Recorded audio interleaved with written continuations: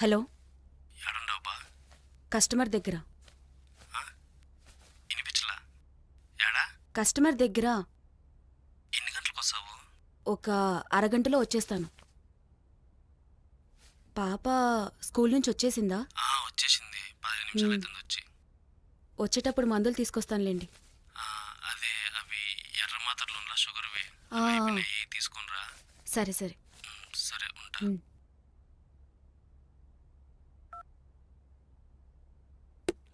ఎవరు? మా ఆయన.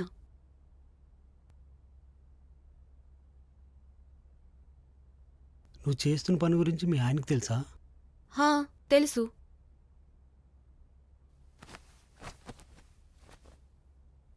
ఏమనడా? ఇది మాకు అవసరమండి, తప్పదు. ఎంత అవసరమైనా మీ ఆయనకు తెలిసి కూడానా? అవసరం పెద్దదైనప్పుడు ఆ అవసరం కోసం మనం చేసే తప్పులు పెద్ద తప్పుల్లా అనిపించవు.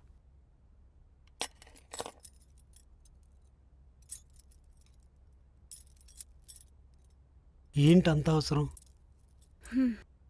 6 నెలల క్రితం మా ఆయన క్యాబ్ నడిపేవాడు. నేను ఇంట్లో ఉండేదాన్ని, వంట చేస్తూ టీవీ సీరియల్స్ చూస్తూ. మా ప్రపంచం చిన్నదే అయినా చాలా అందంగా ఉండేది. ఒకరోజు మా ఆయన నడిపే కారుకి యాక్సిడెంట్ అయ్యి ఆయన 2 కాళ్ళు పోయాయి.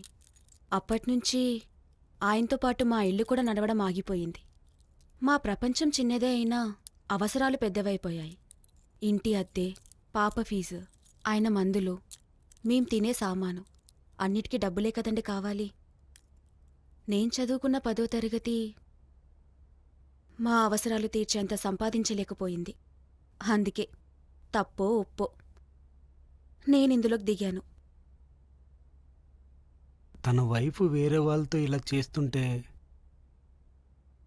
మీ ఆయనకేం అనిపించదా? ఇదే మాట ఒకరోజు నేను మా ఆయనని అడిగాను.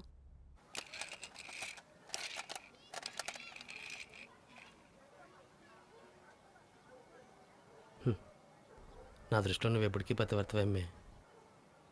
నువ్వేమంతో పనుకున్నా వాని మీద ఇష్టంతో పనుకోలే కదా, మన అవసరాల కోసం పనుకున్నాడం అంతే. శీలం అనేది మనసుకు సంబంధించింది.